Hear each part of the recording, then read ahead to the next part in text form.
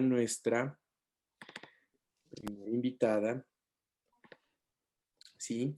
Que como ya la conocemos, es la doctora Viviana Fabre, es Specialist in Clinical Biochemistry, Endocrinology Area. El tema con el que intervendrá hoy día la doctora es el análisis de resultados de pruebas de anticuerpos COVID-19. Doctora, una vez más, bienvenida y en este momento usted puede compartir su presentación. Uy, a ver si la encuentro. Uy, ¿por qué no la encuentro? Bueno, pues mientras encontramos la charla, quisiéramos invitar a las personas a que ingresen a nuestra plataforma virtual, a que puedan retroalimentar toda esta información valiosa A para ver, todos dame un nosotros. minuto.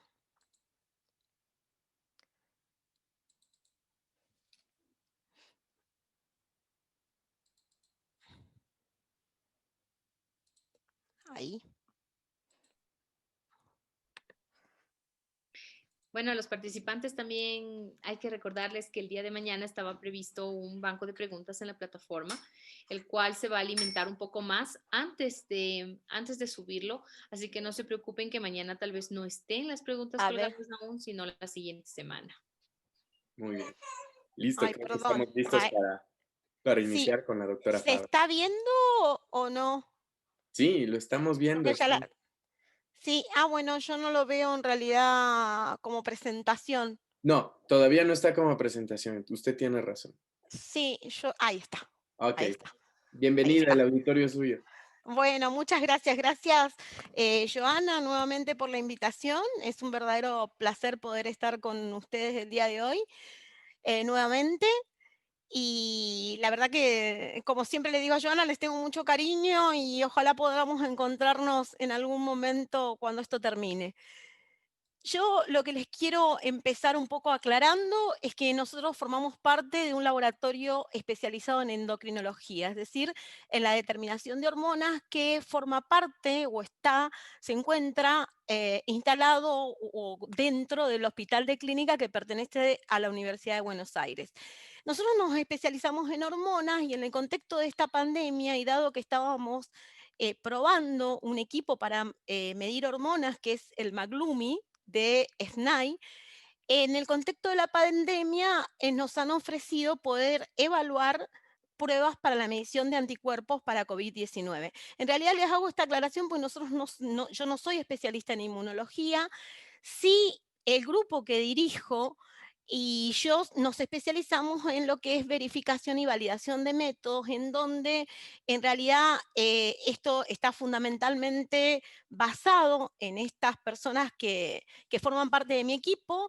Uno de los principales es el doctor Darío Jacobsen, que va a dar una conferencia el lunes, que está especializado en calidad, Diego González, Martín Repeto, en lo que tiene que ver la estadística que yo voy a mostrar a continuación de la evaluación de métodos, y por otra parte, en lo que tiene que ver con el procesamiento de los anticuerpos, Juan Jamardo y una serie de residentes que en realidad voy a mostrarlos al final de la diapositiva. Pero quería aclarar esto porque en realidad nosotros en el contexto de esta pandemia tuvimos la oportunidad para verificar estos métodos. Quiero, por otro lado, decir que nosotros hemos realizado validaciones que están publicadas en distintas revistas internacionales. Bueno, comenzado esto o aclarado esto, vamos a comenzar diciendo que la pandemia por COVID-19 ocasionó lo que se denominó la enfermedad, fue ocasionada en realidad por la enfermedad, por coronavirus 2019, que está ocasionada por el virus SARS-CoV-2. Esta enfermedad aparece por primera vez en diciembre del 2019 en la ciudad de Wuhan, en la República Popular de China, al reportarse en un grupo de pacientes una neumonía desconocida. La Organización Mundial de la Salud la reconoció como pandemia el 11 de marzo del 2020 y hasta el 10 de noviembre se han informado más de 51,4 millones de casos de enfermedad en 252 países y regiones del mundo. Los 5 países con mayor número de infectados hasta esta fecha que les he dicho, del 10 de noviembre, son Estados Unidos, India, Brasil, Francia y Rusia. Se ha visto que esta pandemia ha ocasionado más de 1,2 millones de muertes, siendo los países donde se ha registrado un mayor número de muertes Estados Unidos, Brasil, India, México y el Reino Unido. Además, se ha visto que hubo 35,5 millones de personas recuperadas, donde el mayor número de personas recuperadas se ha visto en India, en Estados Unidos, en Brasil, Rusia y Argentina. La Organización Mundial de la Salud estimaba para octubre del 2020 que al menos un 10% de la población mundial ya se habría contagiado de esta enfermedad, es decir, unas 780 millones de personas, debido al gran subregistro de casos a nivel mundial.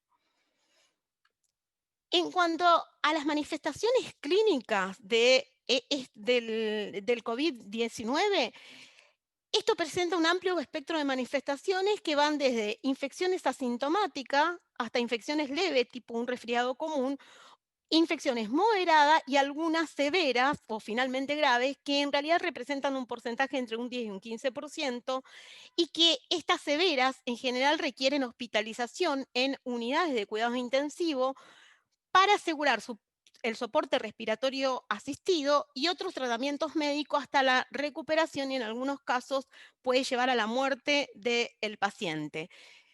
Se cree que el amplio espectro de manifestaciones clínicas encontrado en los pacientes con COVID-19 se ha asociado con factores de riesgo como el sexo y la edad. Y además se ha visto que la diabetes, las enfermedades cardiovasculares y la inmunodepresión por un sistema inmunológico inmunodeprimido generan un mayor riesgo de enfermedad grave y muerte. Sin embargo, se estima que un 80% de todas las infecciones permanecen con síntomas muy leves o asintomáticos.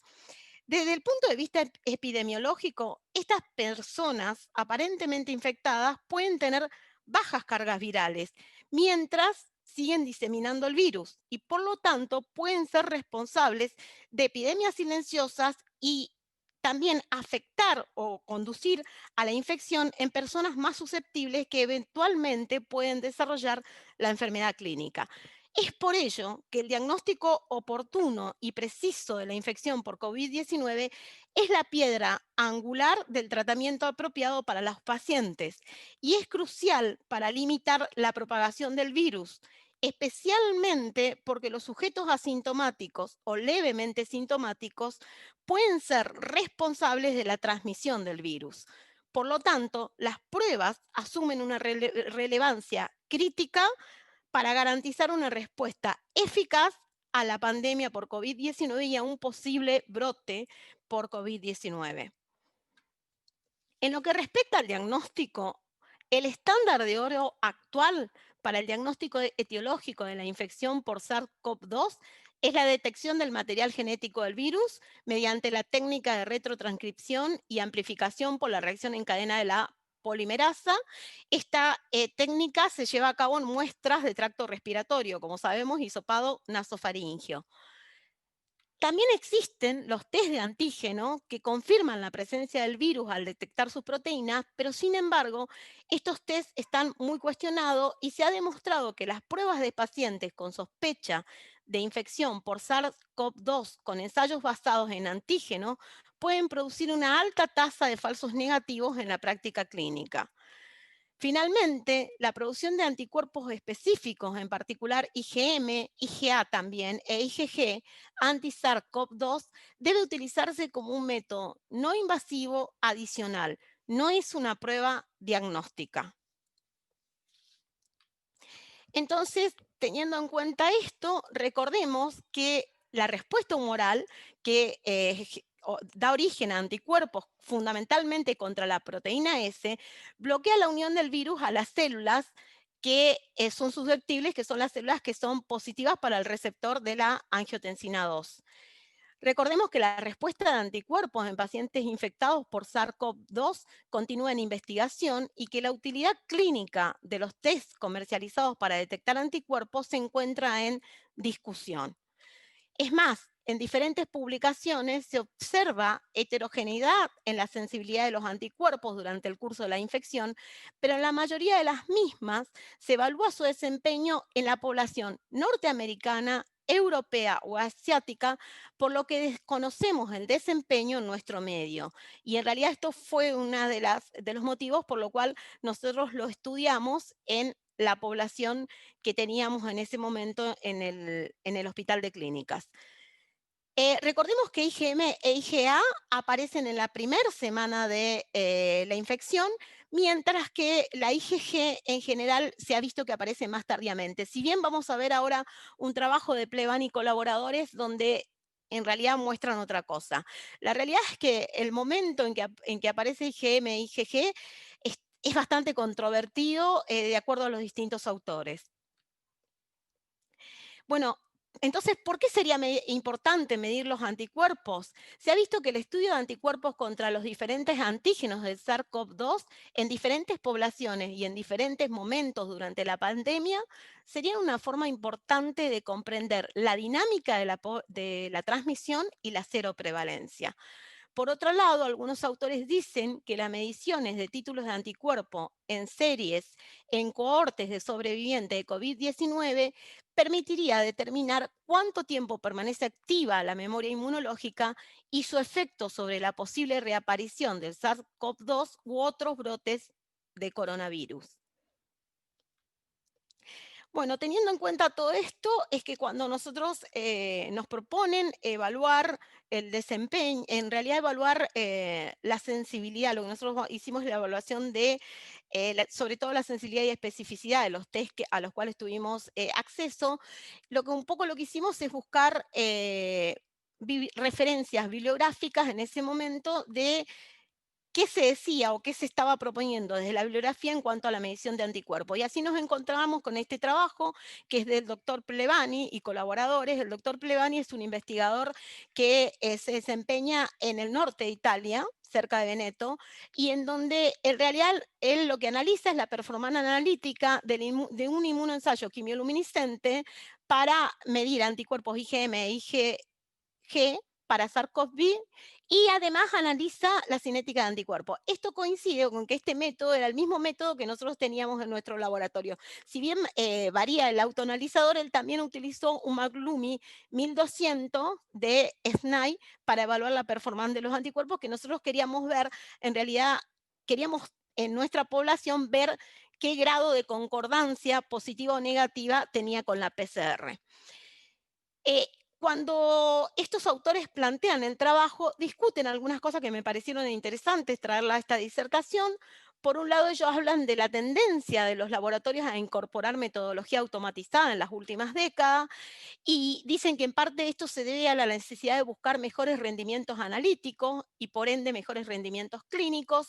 Ellos cuestionan a los test rápidos, que son métodos manuales o semi-cuantitativos, y dicen que en realidad estos métodos en general son más costosos, cosa que no siempre es así. Y por otro lado, ellos dicen algo que me parece muy importante, y es que en tiempo de pandemia, evaluar el desempeño clínico de los métodos disponibles para detectar anticuerpos se ha vuelto un tema fundamental en el laboratorio clínico, ya que el aporte de estas evaluaciones ha influido en el plan de acción tomado por las autoridades sanitarias para definir políticas de salud adecuadas en diferentes estados. Imagínense que él en realidad se encontraba, hizo todo este análisis en Italia justamente en plena pandemia en el norte del país, ¿no? Que fue en realidad la zona más afectada. Bueno, en este trabajo, como dice su título, ellos evalúan la performance del el método que proponen, que es justamente, como les dije, el McLumi 1200 de SNAI, y que el método que utiliza un fundamento quimioluminiscente. En esta tabla en realidad muestran la repetitividad, evalúan la precisión y la precisión intermedia. Y lo hacen para 3 concentraciones distintas de IgM y de IgG, un valor bajo, un valor medio y un valor alto, y lo comparan con el coeficiente de variación informado por el fabricante. Y encuentran que para las concentraciones, tanto para M como para G, para las concentraciones bajas, el coeficiente de variación hallados por ellos es inferior al informado por el fabricante, pero para la concentración más alta, tanto en M como en G, el coeficiente de variación hallado por ellos es superior al informado por el fabricante. Por otro lado, evalúan también la recuperación y encuentran que en el caso de IgM hay una sobreestimación de la IgM entre un 103 y un 123% cuando ensayan distintas concentraciones, y en el caso de la IgG encuentran que para valores inferiores a 1,9 se sobreestima el valor de la IgG, pero para valores por debajo de 1,9 se subestima el valor de la IgG. También evalúan la linealidad y encuentran que el ensayo es lineal en valores entre 0,5 y 1,5 de unidades arbitrarias por mililitro. Para valores más altos se observa una pérdida de linealidad tanto para IgM como para IgG. Y por otro lado, algo que me parece muy importante de este trabajo es que evalúan la cinética de los anticuerpos y encuentran que tanto IgM como IgG, ellos encuentran que se elevan aproximadamente al quinto día. Y dice que la IgG requiere al menos 12 días para alcanzar el 100% de sensibilidad, mientras que la tasa positiva más alta alcanzada para IgM fue del 88% durante todo el periodo del estudio. Por otro lado, es importante destacar que el valor de corte para este método, tanto para M como para IgG, es de una unidad arbitraria por mililitros. Y ellos encuentran que de los pacientes analizados había 3 pacientes que eran PCR positivo que tenían una IgM por debajo del cutoff, que son estos 3 que se muestra, a los que hace referencia en el segundo párrafo de la parte derecha de la diapositiva, donde ustedes pueden ver que siempre el valor está por debajo de 1, si bien cercano a ese valor de corte. Entonces sugieren que sería necesario redefinir el cutoff para aumentar la sensibilidad de la IgM. Yo esto se los puse en particular porque ustedes van a ver que cuando nosotros analizamos la sensibilidad de la IgM nos encontramos con algunas sorpresas.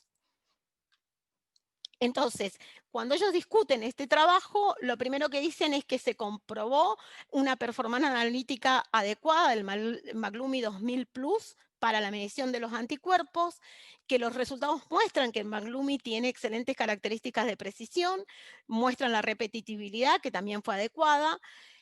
Dicen que se evaluó la linealidad con el fin de evaluar la capacidad del método para proporcionar resultados directamente proporcionales a la concentración de M y G en las muestras analizadas, y lo que les dije, que los valores o los resultados mostraron que dentro de las concentraciones de 1,5 a 0,5 unidades arbitrarias por mililitro, los resultados son lineales para ambas inmunoglobulinas.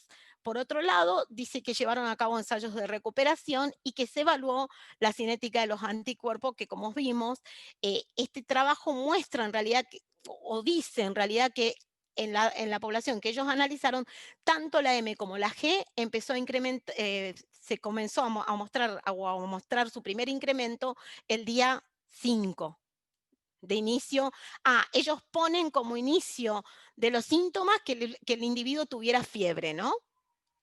Y cuentan a partir de ahí la cantidad de días que transcurrieron hasta la elevación de la M o de la G. Este es otro trabajo en donde se evalúa la performance de ensayos serológicos para COVID-19. En este caso en particular, estos autores hacen principal hincapié en las pruebas, en los test rápidos, ¿no? En las pruebas serológicas rápidas. Y entonces dicen, cuando discuten los autores, dicen que las pruebas moleculares basadas en la PCR requieren la instalación de instrumentos y la adecuación de espacios con medidas de bioseguridad adecuadas, técnicos de laboratorios capacitados, y que todo esto lleva un costo significativo. También hace hincapié en que la mayoría de los centros enfrentan escasez y limitación de la capacidad de prueba por método molecular, ya sea en la mano de obra o en los recursos, como equipos y reactivos limitados para la prueba. Y por otro lado, ellos dicen que otras cuestiones que deben abordarse son la seguridad del personal de salud que recolecta recolecta, almacena y transporta las muestras, y el personal de laboratorio que manipula y procesa las muestras potencialmente infecciosas. En este caso están haciendo referencia al hisopado nasofaringeo. ¿Por qué? Porque en realidad ellos van a hacer el análisis, como les dije, las pruebas rápidas, entonces tratan de darle mayor preponderancia a las pruebas serológicas, pero como sabemos, las pruebas serológicas no sirven para diagnóstico. Entonces, lo que ellos dicen es que las pruebas serológicas sí son más comparativamente más fáciles de realizar y requieran menos experiencia técnica y equipo en comparación a las técnicas moleculares. Las muestras de sangre se recolectan en tubos que presentan un riesgo potencial menor para el personal que las manipula y se pueden realizar en un laboratorio clínico básico y en entornos comunitarios más pequeños, alcanzando así una aplicación más amplia. Sin embargo, lo deja muy claro, su utilidad puede verse limitada por problemas de rendimiento de las pruebas rápidas en general y el hecho de que los anticuerpos aparecen más tarde durante el curso de la enfermedad. En esta revisión, el objetivo fue describir los datos de rendimiento actualmente disponibles sobre los ensayos serológicos rápidos para COVID-19 y su potencial en el diagnóstico y el tratamiento de la enfermedad. Entonces, en realidad lo que ellos hacen es un análisis descriptivo de las pruebas que están disponibles en el medio en el cual ellos trabajan. Y en realidad esto es un review de reportes e insertos de diferentes marcas y analizan 9 kits rápidos, 3 para anticuerpos totales que detectan anticuerpos totales y 6 que detectan IgM e IgG. Todos los kits se basan en el principio de inmunocromatografía con oro coloidal y utilizan la reacción de captura para detectar SARS-CoV, IgM e IgG o anticuerpos totales en las muestras. El método es un método de un paso con resultados en 15 minutos y tiene la ventaja de que las muestras que se pueden utilizar son sangre entera, suero o plasma. En la parte derecha de la diapositiva, en realidad es cómo se interpretan las muestras. Como ustedes ven, estas muestras rápidas tienen una banda control, una banda en la que se detecta la IgG y una banda en la que se detecta M cuando digamos, los kits detectan M y G por separado, o tienen una sola banda, una banda control y una banda que detecta los anticuerpos totales. Bueno, y en esta diapositiva, en realidad, en este cuadro, lo que ellos muestran, los 3 primeros test corresponde a la detección de anticuerpos totales. Lo que se puede observar es que la sensibilidad oscila, esta es la sensibilidad informada por el fabricante, ¿sí? Oscila entre un 86,4 y un 90,6%, y la especificidad en general es mayor al 99%. Y algo que aclaran es que en este caso se informa positivo o negativo sin discriminar el anticuerpo. Mientras que en los kits en los cuales se informa IgM e IgG por separado, lo que se puede ver es que la sensibilidad oscila entre un 72,7 y un 100%, mientras que la especificidad oscila entre un 98,7 y un 100%. Vuelvo a repetir, este es el análisis de los insertos provistos por los fabricantes. Y finalmente traje acá el análisis del SD Biosensor. No sé si en el medio ustedes lo han usado, pero este ha sido un kit muy utilizado por el gobierno de la Ciudad Autónoma de Buenos Aires para el personal, para testear el personal de salud. Y por eso en realidad un poco lo traje y reportan IgM e IgG que tienen una sensibilidad entre el 91,7 y el 79,2%, dicen 7 días después de una PCR positiva, y 100% de sensibilidad y especificidad 9 a 12 días después de una PCR positiva. Este es el caso en particular del SD Biosensor, que también son unos casetitos que informan por separado de MIG. Como conclusión de este trabajo es que todos los kits comparan, algo importante por decir es que todos los kits comparan los resultados con PCR, o sea, sus fabricantes informan la comparación con la PCR, y que la tasa de concordancia positiva de todos los kits osciló entre un 37,5% y un 97,1% de concordancia positiva, mientras que la tasa de concordancia negativa estuvo entre un 96 y un 100%. Como conclusiones del trabajo, lo que los autores, digamos, concluyen es que los anticuerpos presentan un aumento tardío en el curso de la enfermedad, 5 días para la IgM, y que el incremento de IgG ronda alrededor de los 14 días de la infección. Que las muestras son más fáciles de obtener en comparación con las muestras respiratorias, lo que implica menos riesgo para el operador. Por otro lado, ellos dicen que la prueba es fácil de operar, lo cual es verdad, rápida, no requiere instrumentación y puede proporcionar resultados en solo 15 minutos, como lo vimos, que la disponibilidad y el uso de plataformas automatizadas en el futuro tiene el potencial de una alta capacidad de prueba en comparación con los ensayos de PCR, y que sin embargo los resultados de la serología por sí solo no pueden excluir el diagnóstico, ni informar el estado de la infección, que las organizaciones sanitarias no recomiendan las pruebas serológicas para el diagnóstico, nuevamente, que las interpretaciones de los resultados requieren una comprensión de los puntos fuertes y de las limitaciones que tienen los ensayos serológicos. Y finalmente, algo que me pareció muy interesante, y es que la notificación de los resultados de las pruebas puede incluir información de que un resultado negativo no descarta la infección por SARS-CoV-2, particularmente en aquellos en que han estado en contacto cercano con casos positivos confirmados. En realidad están diciendo que cuando uno informa un resultado negativo debería incluir esta información, ¿no? Bueno, brevemente, y porque no es, como les dije, un tema de experticia nuestro, pero les quise traer brevemente los test para detectar antígeno. Este es un trabajo en donde en realidad se evalúa un test rápido para la detección de, un test rápido para antígeno, ¿no? Para la detección del virus. Y un poco lo que dicen nuevamente los autores de este trabajo es que diferentes fabricantes de pruebas de diagnóstico han desarrollado pruebas rápidas basadas en la detección de proteínas del SARS-CoV-2 en muestras respiratorias, que sin embargo el rendimiento analítico de estas pruebas antigénicas rápidas depende de diferentes factores, incluida la carga viral, la calidad de la muestra y su procesamiento. Y el método que ellos analizan en este trabajo, lo que pueden ver es que la prueba de detección rápida de antígeno es capaz de detectar con alta sensibilidad en muestras nasofaringeas con alta carga viral, pero que la sensibilidad disminuye sustancialmente cuando la carga viral disminuye. Y ellos concluyen que este test rápido que ellos evaluaron en realidad muestra una especificidad del 100%, pero que la sensibilidad fue del 30,2%.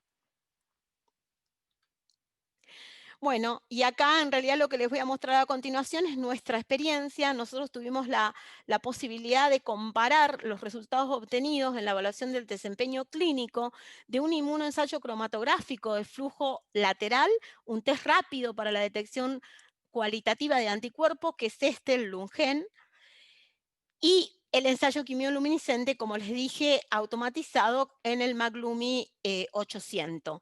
Esto lo pudimos hacer en pacientes que cuya PCR la había realizado el laboratorio de Biogenar, y en personal de salud del Hospital de Clínica José de San Martín de la ciudad de Buenos Aires, en Argentina. El test rápido, el de Lungene, es una inmunocromatografía que presenta dos zonas de captura con anticuerpos anti-IgM humana de ratón y anti-IgG humana de ratón, y que luego se adiciona a la muestra y la reacción finaliza con el agregado de antígenos recombinantes. La sensibilidad y especificidad clínica detectada para la IgM es de un 87% y un 98,9% respectivamente, y para la IgG solo declara una sensibilidad clínica del 97,4%. Este método declara que no presenta reactividad cruzada con otros anticuerpos producidos por HIV, por hepatitis A, B y C. No muestra reactividad cruzada tampoco con sífilis, con influenza A y B y con virus sincicial respiratorio.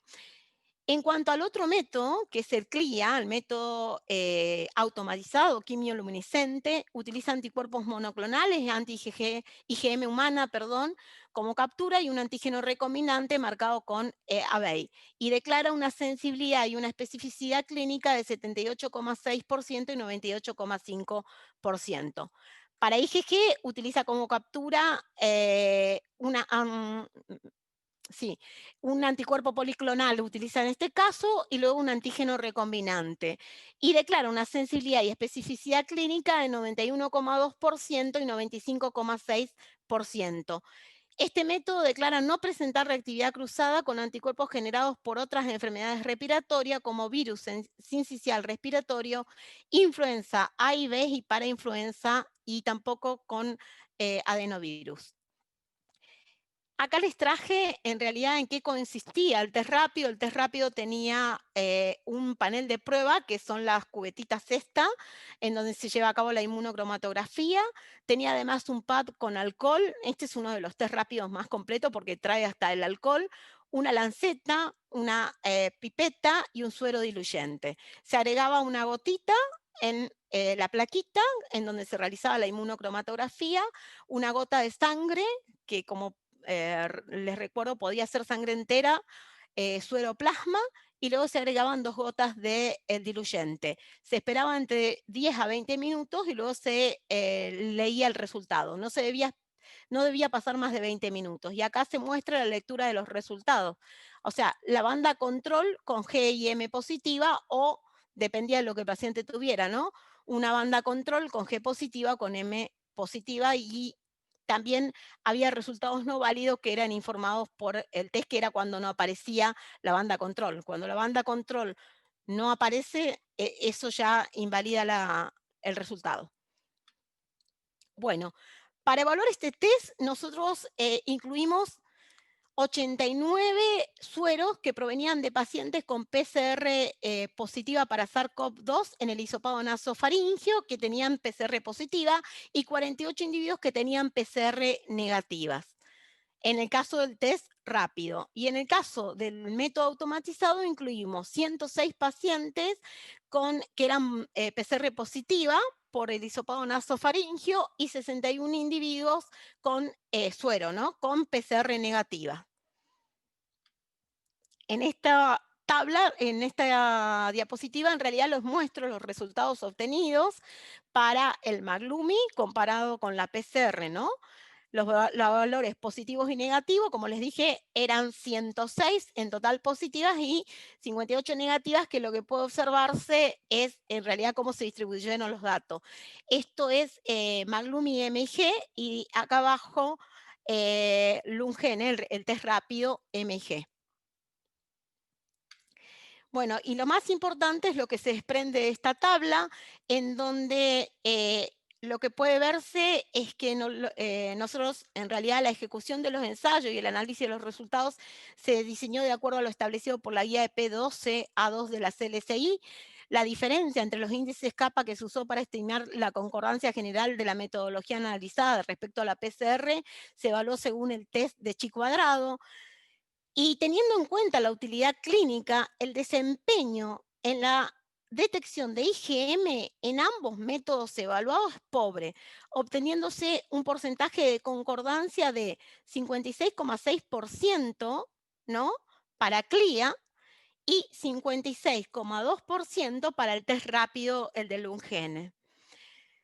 Si bien la concordancia negativa tiene valores satisfactorios, la concordancia general presenta una fuerza de asociación moderada según los valores, una fuerza de asociación moderada según los valores de kappa obtenidos.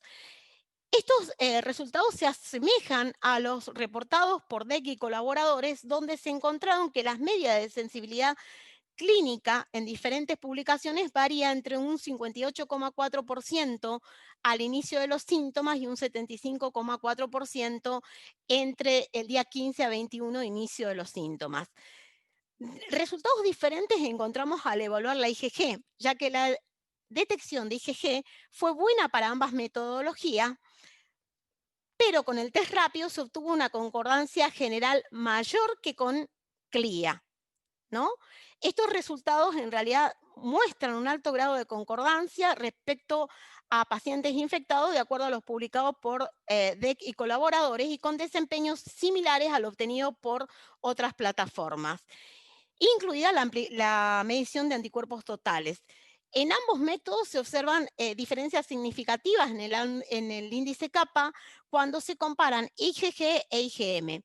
Esto nos permitió hipotetizar que el uso del test de IgG podría ser de utilidad en la aplicación clínica. también planteamos combinar los resultados, que lo vamos a ver en la próxima diapositiva. Lo que les quiero llamar la atención es que estas son las sensibilidades y especificidades informadas para M por el fabricante y para G, ¿sí? Para M por Maglumi. Y lo mismo en el caso de Lungene. Lo que llama la atención es la sensibilidad informada para M, que es del 78,6%, y que nuestro trabajo obtenido para el caso del Maglumi fue de 56,6%, mucho más bajo que lo que informa el fabricante. Y lo mismo en el caso de la sensibilidad de M y G, también ocurre lo mismo para la sensibilidad de M, perdón, estas son las sensibilidades de M y G para Lungene, y ocurre lo mismo en cuanto a la sensibilidad informada por el fabricante, que es del 87%, mientras que nosotros obtuvimos una sensibilidad para M del 56,2%, bastante más bajo que lo que dice el fabricante. En cuanto a la especificidad, esta fue un poco más parecida a la informada por el fabricante para M y lo mismo para la G.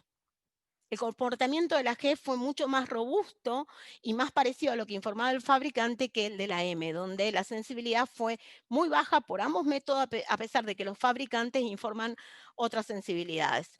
Y entonces un poco lo que nosotros proponemos es utilizar en conjunto la medición de M y G para aumentar la sensibilidad y en realidad es como tener una mejor correlato con la clínica del paciente. En esta diapositiva, en realidad, lo que se muestra es cómo incrementa la sensibilidad y la especificidad al, digamos, juntar ambos test, juntar ambos anticuerpos, M y G. Bueno, nuevamente respecto a la M se verificó la especificidad en lo que respecta al test rápido, aunque la sensibilidad obtenida fue inferior al valor declarado por el fabricante, y para estudios de cero prevalencia es necesario analizar el resultado en conjunto con los valores de G como un ensayo combinado. Este desempeño afecta a los resultados negativos, donde si se desea evaluar infección activa se recomienda confirmar el resultado por otro método validado. Respecto al Maglumi, en lo que respecta a la IgM, la sensibilidad obtenida fue inferior al valor declarado por el fabricante, aunque se verificó el valor de especificidad informado. En ese caso es necesario nuevamente analizar el resultado en conjunto con los valores obtenidos para G con el fin de aumentar la sensibilidad. Se verificó la sensibilidad del reactivo de Maglumi 2019 para IgG y se obtuvo una especificidad inferior a la declarada por el fabricante. Entonces, evaluando los datos desde una perspectiva clínica, hemos encontrado que el desempeño de ambos métodos en la detección de anticuerpos de IgM podría no cumplir con los requisitos esperados para su utilidad clínica, pudiendo llevar a una decisión médica inadecuada. Diferente es el caso de IgG, donde el grado de acuerdo con la PCR o con las pruebas moleculares y entre los métodos es satisfactorio y podría ser considerada una herramienta útil con fines epidemiológicos. Conclusiones y perspectivas futuras, lo que podemos decir es que en este trabajo evaluamos individuos asintomáticos del personal de salud y pacientes hospitalizados sin presentar una correlación entre los síntomas y el tiempo transcurrido entre su aparición. Esto es una limitación del trabajo. Ni tampoco sabíamos bien la fecha de obtención del hisopado nasofaringio y las muestras de suero, factores que serán considerados en futuras investigaciones.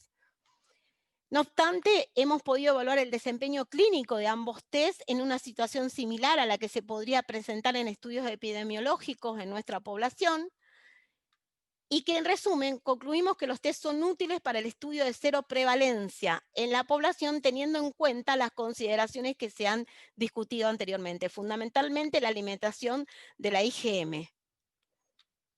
Bueno, y quiero agradecer a los laboratorios LACVA, al laboratorio Biogenar, a Rossi, a Misionar y al Laboratorio de Endocrinología del Hospital de Clínica, y como les dije, a las personas que han llevado a cabo estos análisis en conjunto o bajo mi dirección, que son Darío Jacobsen, Diego González, Juan Camardo, Carolina Ibar, el doctor Repeto, Lucas Pugliese, Federico Fortuna, Belki Garzón, Verónica Cerés, Laura Girado, Ayelén Balbi, Annalí Friedler, María Eugenia Gómez, Eliana Duarte y la doctora Viviana Mesh.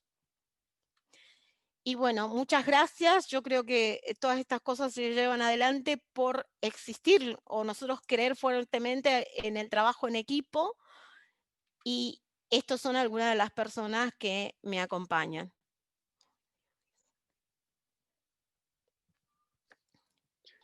Muchas Muchísimas gracias, gracias, doctora Vivi. Fabre, por esta Sí, brillante conferencia. no sé si fueron muchos datos y si se entendió, porque bueno, son muchos por ahí los datos. Pero No, lo más importante por ahí me parece a mí es la limitación que tiene la IgM, ¿no? Y que sepamos que los test rápidos o los test para detectar anticuerpos no sirven para diagnósticos, sí sirven para estudiar o hacer estudios epidemiológicos, ¿no? muchísimas gracias, Vivi, por tu aporte nuevamente. Muchísimas gracias por habernos acompañado. Ustedes ya, a los espectadores, ya le vimos a Vivi hace unos días en una charla. Y bueno, sí tenemos una pregunta. Sí. Ujú. Sí, Claro, buenas noches, dice, no sé si John le das sí. lectura. Nos pregunta un asistente, buenas noches, doctora. ¿La prueba rápida se puede trabajar con sangre total o sueroplasma? ¿Existe alguna interferencia al hacer una prueba con sangre total? Mira, el problema que tiene la sangre total es que hay, en general, los test funcionan mejor para suero, pero yo creo que tiene que ver con que hay mayor cantidad, o sea, mayor concentración en el suero que en la sangre entera.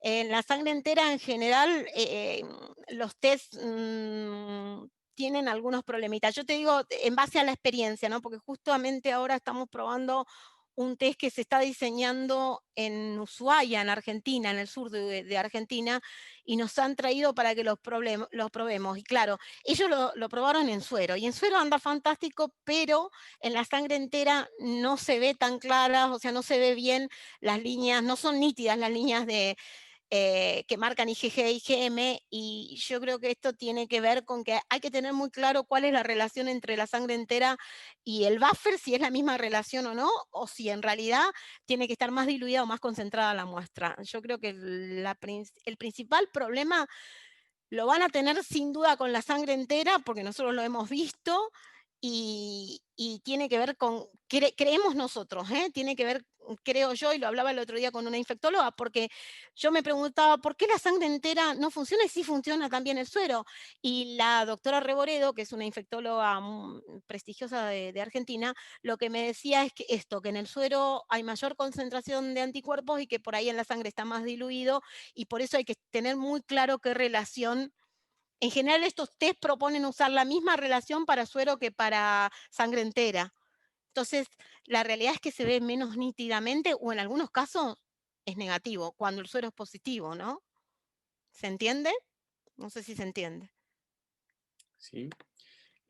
Bueno, tenemos una pregunta más. Nos preguntan, ¿cuál es su experiencia con las pruebas rápidas para la detección de antígenos y los anticuerpos IgG e IgM por ELISA? No tengo. En ese sentido, mira, ahora nosotros estamos probando un anticuerpo nuevo que ha sacado Maglumi, SNIPE en realidad, que es el RBD, y esos anticuerpos sí los tengo, los estamos comparando contra una ELISA, pero experiencia nosotros en ELISA no tenemos, ni tampoco en test para medir antígenos, ¿sí? Es un poco lo que yo conté. Lo que dice la bibliografía es que los test para medir antígenos tienen problemas de sensibilidad, ¿no? Un poco.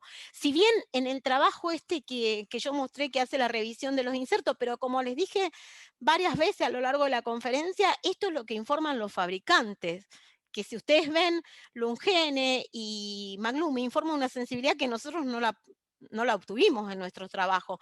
Y siendo Darío una persona especializada en calidad, tiene muy clara la cantidad de muestras que se necesitaba para justamente evaluar la concordancia. Y en realidad se necesitan, según lo que establece la EP, 50 PCRs positivas y 50 negativas. Fíjense que nosotros tuvimos un mayor número de PCRs positivas y un mayor número de De negativas no tantas, pero estaba por encima de 50.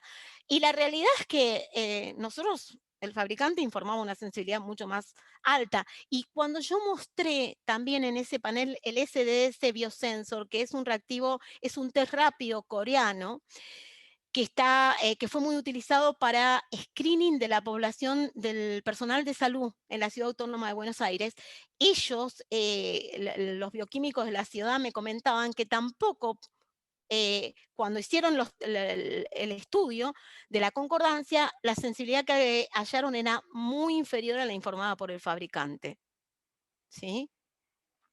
O sea, yo creo que tenemos que hacer nuestra propia experiencia porque, bueno, los fabricantes muchas veces, si yo me remito a la tabla esa donde se hace el análisis de los insertos nada más y las sensibilidades para los test de antigenemia rondaban entre los 80 y los 90%, pero sin embargo el trabajo donde prueban un test rápido, encuentran una sensibilidad del 30%. Entonces yo creo que tenemos que hacer nuestra propia experiencia, ¿no? Yo no tengo experiencia en test de antigenemia. Este anticuerpo nuevo que estamos midiendo, que Maglumi, SNAIP, Gematec, en realidad, porque el representante en Argentina de SNAIP es uno de los representantes Gematec y que estamos probando, tiene muy buena correlación con los anticuerpos neutralizantes, o sea, lo estamos midiendo en pacientes con COVID, que ya tuvieron COVID, ¿no? Para evaluar anticuerpos neutralizantes. Correlaciona, no mide anticuerpos neutralizantes, correlaciona, sí. Ok. Bueno, una pregunta más. Nos dicen, una consulta. ¿Cómo se podría explicar cuando los anticuerpos cuantitativos, IgM, en un paciente es positivo, a pesar de pasar ya 30 días de aislamiento, pero la PCR ya dio negativo? Bueno, eso es rarísimo, porque si vos ves el trabajo el doctor Plevani, que la verdad que yo traje ese trabajo porque es una persona muy reconocida, Plevani, porque también al estar en Italia fue uno de los pioneros en la medición de anticuerpos. En realidad la M cae. Pero, ¿qué pasa? Voy a ser muy sincera con ustedes, yo creo que en COVID solo sé que no sé nada. Todo lo que podamos decir vale hoy y en 30 segundos ya no vale. Ha sido tan dinámico todo lo que ha sucedido con el COVID, por eso yo les decía, en general nosotros pensamos, primero aparece la M, después la G, y en realidad Plevani en su trabajo muestra que aparecen en conjunto. Y a mí me ha pasado en el laboratorio que uno pensaría que determinada persona en determinado momento debía tener determinado anticuerpo y no lo tienen, y tuvieron COVID. Y bueno, lo que pasa es que los test también miden distintas cosas, ¿no? Estos test de anticuerpos están diseñados contra de distinta manera, no todos contra la proteína S, algunos contra la proteína N, o sea, contra distintas cosas, y eso también hay que tener en cuenta que varía mucho los resultados. Entonces, una explicación para que alguien sostenga una M 30 días y es como medio raro. Estamos seguros que porque también tengamos en cuenta que las PCR tienen falsos positivos, tienen falsos negativos, ¿no? La PCR no es infalible. A mí me ha pasado de tener una persona que le dio la PCR negativo, aislarnos, en realidad, bueno, deben estar acá los chicos, se contagió una de las residentes, le da la PCR positiva, a los 3, 4 días empiezan con síntomas, 2 personas más, y se le hace la PCR y le da negativa. Nos aislamos 14 días preventivamente y cuando volvemos, yo que tenía el test de anticuerpo, le mido los anticuerpos a una de las personas que había dado en realidad le medí a los dos que habían dado la PCR negativa, uno da por debajo del valor de corte y otro me da, vieron que yo les dije que el valor de corte era hasta 1, creo que me dio 16, 17, no me acuerdo, muy alto, y le digo, contame cómo estás con los síntomas. Y él me empieza a contar y le digo, vamos a hisoparte. Y le dio la PCR positiva. ¿Está? Estuvo 14, o sea, si me preguntás, yo creo que estaba infectado el primer momento. Puede ser que esa PCR dio negativa porque la carga viral era muy baja. Y sí, por eso esto digo, ojo, porque la PCR no es infalible. Ok, pues muchas gracias, doctora Viviana Fabre, por resolver estas dudas en honor al tiempo y les comento también que ya está con nosotros el doctor David Larriategui, está conectado en este momento. Entonces, en honor al tiempo, pues tendremos unas cuantas preguntas que se nos han quedado, pero creo que ha sido bastante explicativa la conferencia y hemos resuelto unas preguntas que tal vez en algunas esté redundando la respuesta. Le agradecemos mucho, doctora Fabre, por este tiempo dedicado al Congreso y esperamos pronto tenerle con nosotros en, Bueno, de muchas forma gracias. presencial. Así es. Muchas Muchas gracias. gracias. Un abrazo Chao. desde Chao. acá, desde Ecuador. Un abrazo. Besos, chao, gracias.